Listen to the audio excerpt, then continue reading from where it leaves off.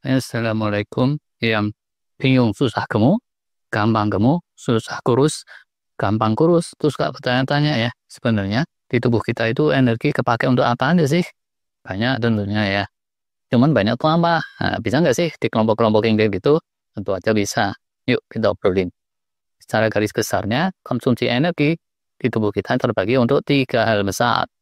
Yang utama banget yaitu untuk basal metabolic rate BMR atau resting metabolic rate RMR gitu, mengkonsumsi 55 sampai 77,5% dari total energi harian. Terus yang kedua, thermic effect of food TEF atau dietary induced thermogenesis DIT antara 7,5 sampai 15%. Terakhir, aktivitas fisik 15 sampai 30%. Gambaran besarnya seperti itu.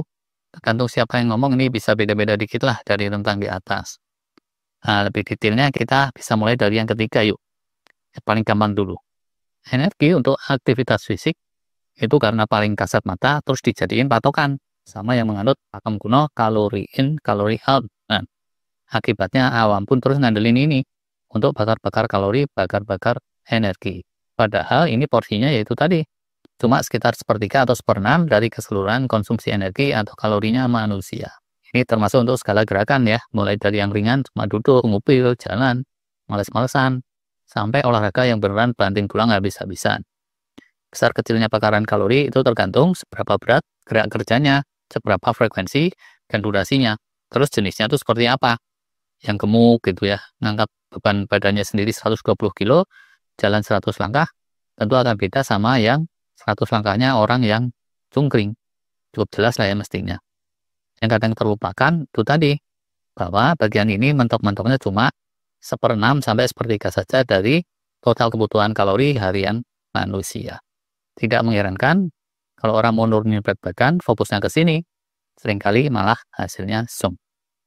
Yang kedua, itu energi untuk mencerna makanan, menyerapnya, mendistribusikan, mentransportasikan, daur ulang, metabolisme nutrisi, dan seterusnya terkait ini. Rata-rata, ini nggak ada yang ajaib lah ya. 1/10 aja dari konsumsi energi atau kalori harian rata-rata.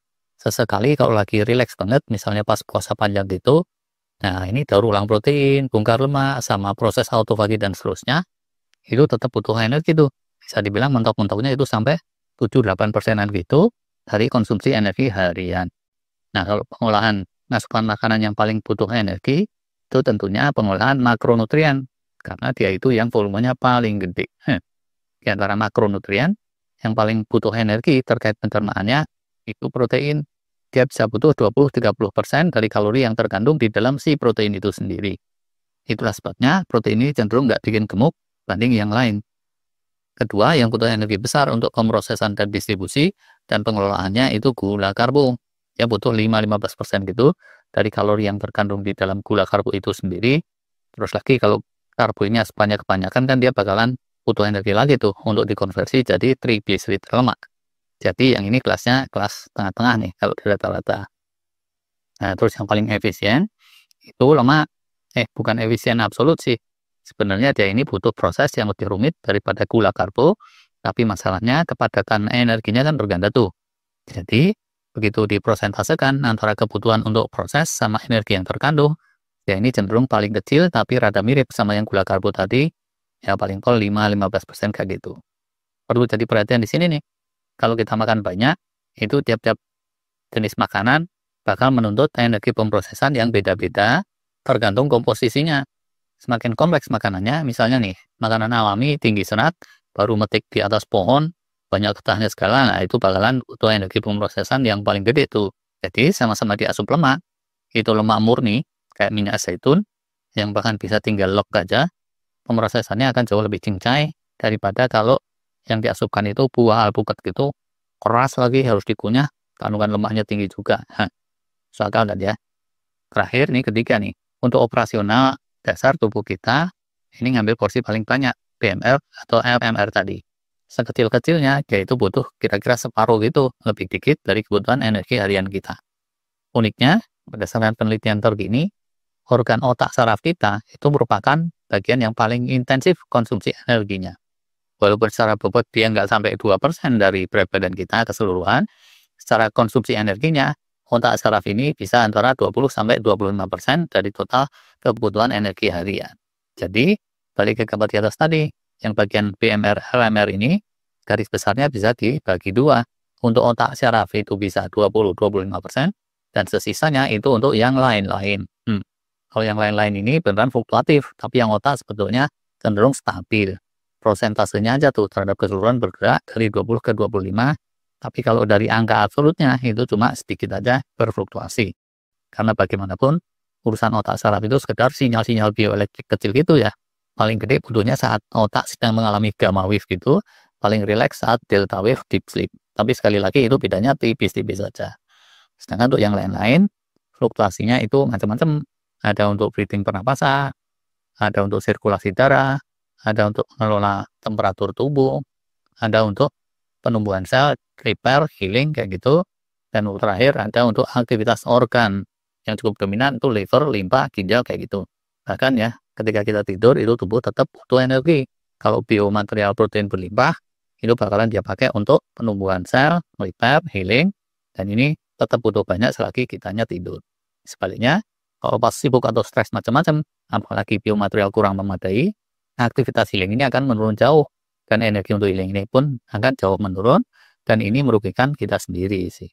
Terus, kalau saat sama-sama idle, itu BMR ditentukan oleh berbagai faktor. Ya usia, gender, ukuran tubuh, proporsi massa otot, lemak tubuh, faktor genetik, dan situasional yang tertentu nih. Seperti misalnya sedang ada penyakit atau gangguan tertentu, itu beda lagi.